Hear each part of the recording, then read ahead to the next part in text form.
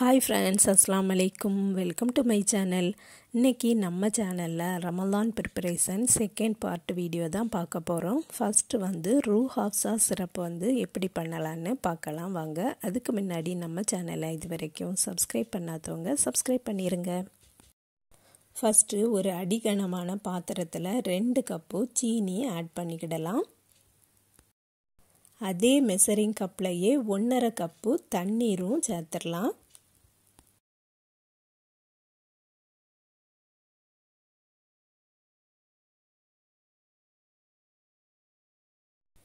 சீனி ஃபுல்லா கரைஞ்சி கொதிக்க ஆரம்பிச்சதும் ஒரு பவுல் நிறைய நான் வந்து ரோஸ் பெட்டல்ஸ் வந்து காஞ்சதை சேர்த்துக்கிறேன்.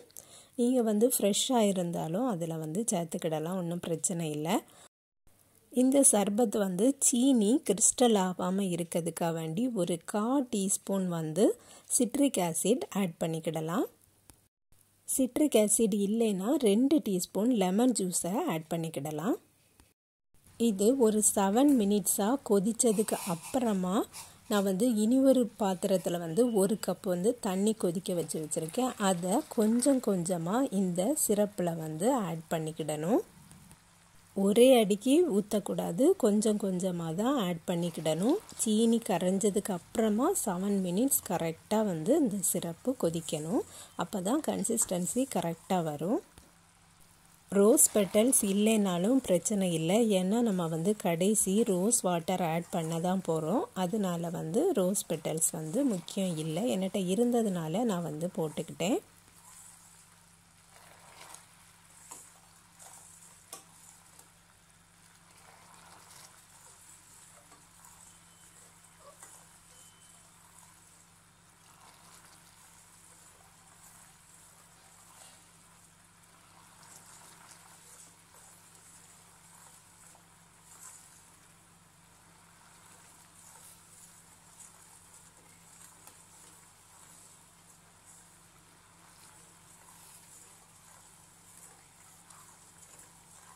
கொஞ்சம் கொஞ்சமாக கொதிக்க வச்ச அவ்வளவு தண்ணீரையும் சேர்த்தாச்சு. இனி மறுபடியும் 2 கப்பு சுகர் ஆட் பண்ணிக்கிடலாம். ஆட் பண்ணிட்டு நல்லா கொஞ்சம் கொதிச்சு வரணும். சிரப் கன்சிஸ்டன்சியில் வந்ததும் அடுப்பை ஆஃப் பண்ணிடலாம். மறுபடியும் சுகர் போட்டதுக்கு அப்புறமா சுகர் நல்லா மெல்ட் ஆகி ஒரு 4 மினிட்ஸ் கிட்ட கொதிச்சா போதும். அதுக்கடையில் நம்ம வந்து 2 இன்க்ரீடியன்ட்ஸ் சேர்த்துடலாம். ஒன்று வந்து கலருக்கு வந்து ரோஸ் ஃபுட் கலர் வந்து சேர்த்துருக்கேன். இது வந்து ரொம்ப இம்பார்ட்டண்ட், ஏன்னா இது வந்து ரோஸ் கலரில் தான் இருக்கும். உங்களுக்கு வந்து கலர் வேண்டான்னா அவாய்ட் பண்ணிக்கிடலாம். செம்பருத்தி பூ எதையாவது சேர்த்துடலாம்.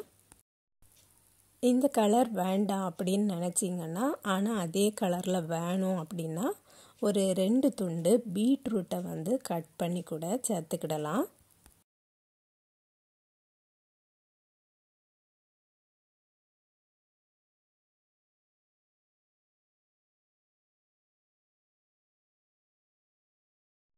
சர்பத் நமக்கு வந்து சூப்பராக ரெடி ஆகிட்டு, இப்போ ஃபைனலாக வந்து நம்ம கொஞ்சம் போல் ரோஸ் வாட்டரும் ஆட் பண்ணிக்கிடலாம். இது அப்படியே ஆறுனதும் பாட்டிலில் ஊற்றி ஸ்டோர் பண்ணி வச்சிடலாம். ரூஹ் அஃப்ஸா சிரப் வந்து இப்போ நம்ம வீட்டிலையே ரெடி பண்ணிட்டோம். இது வந்து கடையில் வாங்கினா கொஞ்சம் காஸ்ட்லி தான். வீட்டிலையே நம்ம ஈஸியாக இன்றைக்கி ரெடி பண்ணியாச்சு. இதை வந்து நான் வடிகட்டி எடுத்துட்டேன். இந்த ரோஸ் பெட்டல்ஸை வந்து நம்ம தண்ணி ஊற்றி லெமன் வேணா ஊற்றி நம்ம வந்து குடிச்சிக்கலாம்.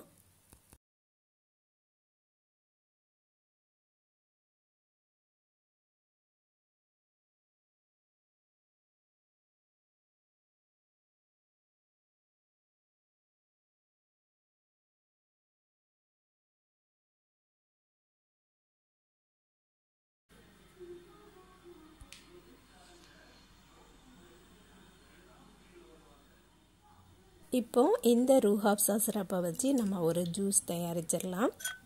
ஒரு 2 டீஸ்பூன் வந்து லெமன் ஜூஸ் போட்டிருக்கேன். அதுக்கப்புறம் ஐஸ் வந்து க்யூப்ஸ் போட்டிருக்கேன். அதுக்கப்புறம் நம்ம வந்து இந்த ரூஹ் அஃப்ஸா சிரப்பையும் ஆட் பண்ணிடலாம்.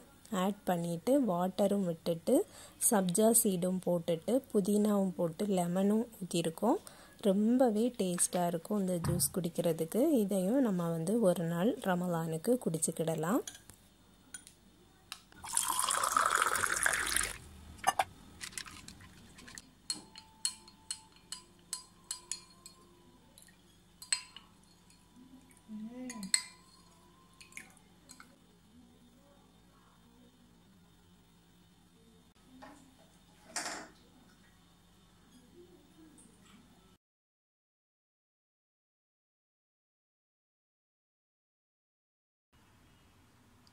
அடுத்த டிப்ஸ் வந்து இந்த சின்ன வெங்காயத்தை தோல் உரித்து ஒரு பாக்ஸில் போட்டு ஸ்டோர் பண்ணி வச்சிட்டோம்னா நமக்கு வந்து தேவைப்படும் போது யூஸ் பண்ணிக்கிடலாம்.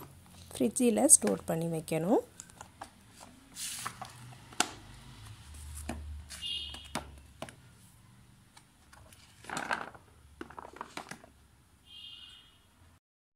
அடுத்தது கத்திரிக்காய் வத்தல் எப்படி செய்யலாம் அப்படின்ட்டு பார்த்துடலாம் வாங்க.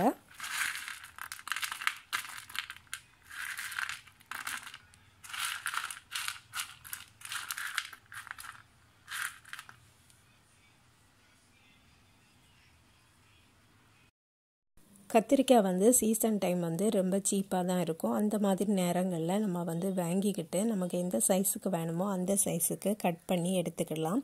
இது வந்து வத்தல் வந்து காய வைக்கும்போது ரொம்பவே சுருங்கிரும். அதனால் கொஞ்சம் பெருசாக இருந்தாலும் பரவாயில்லை.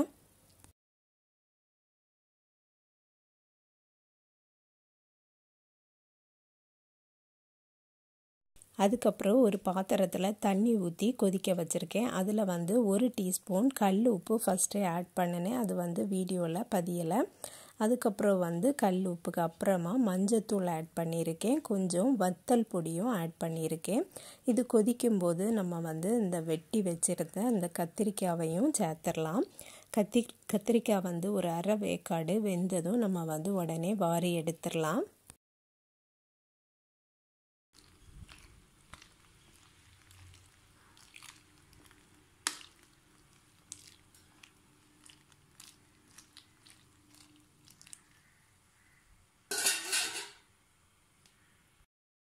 இந்த அளவுக்கு குக் ஆனது போதும். கத்திரிக்காவை எடுத்துட்டு ஆற வச்சுட்டு அப்படியே வெயிலில் ஒரு 3 நாள் காஞ்சா போதும். நல்லா காஞ்சிரும். காஞ்சதும் ஒரு டப்பாவில் போட்டு ஸ்டோர் பண்ணி வச்சிட்டோம்னா நம்ம தேவைப்படும் போது பொரித்து சாப்பிட்டுக்கலாம். ரொம்பவே டேஸ்ட்டாக இருக்கும். கத்திரிக்காய் வத்தலும் நம்ம வந்து கடையில் வாங்கும்போது ரொம்பவே விலை காஸ்ட்லியாக தான் இருக்கும். இப்போ வந்து நம்ம வீட்டிலையே ஈஸியாக செய்திடலாம். நம்மளே காய வச்சு யூஸ் பண்ணும்போது நமக்கு ஒரு திருப்தியாகவும் இருக்கும். அதனால் நம்மளும் இந்த மாதிரி சீசன் டைமில் கத்திரிக்காவை வாங்கி வத்தல் போட்டுக்கிடலாம்.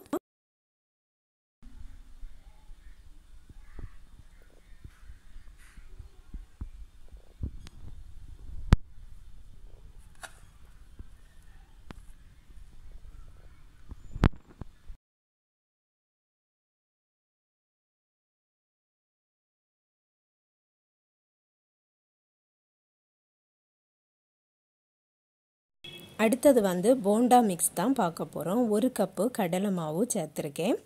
1/4 கப்பு வந்து அரிசி மாவும் சேர்த்துடலாம். அதுக்கப்புறம் 1 டீஸ்பூன் வந்து வத்தல் தூள் சேர்த்துருக்கேன். கொஞ்சமாக மஞ்சத்தூளும் சேர்த்துருக்கேன். அதுக்கப்புறம் ஒரு அரை டீஸ்பூன் வந்து காயப்பொடியும் சேர்த்துட்டு உப்பும் போட்டுடலாம். போட்டுட்டு இதை நல்லா மிக்ஸ் பண்ணி வச்சிடலாம். ஒரு டப்பாவில் போட்டு வச்சிட்டோம்னா நம்ம வந்து வாழைக்காய் பஜ்ஜி பொரிக்கிறதா இருந்தாலும் உருளைக்கிழங்கு போண்டா பொரிக்கிறதா இருந்தாலும் ஈஸியாக இதை எடுத்து நம்ம வந்து அப்ளை பண்ணிவிட்டு பொரிச்சிடலாம். நிறைய வேணும்னா எல்லாத்துலேயுமே குவான்டிட்டியை அதிகப்படுத்திட்டு டப்பாவில் ஸ்டோர் பண்ணி வைக்கலாம்.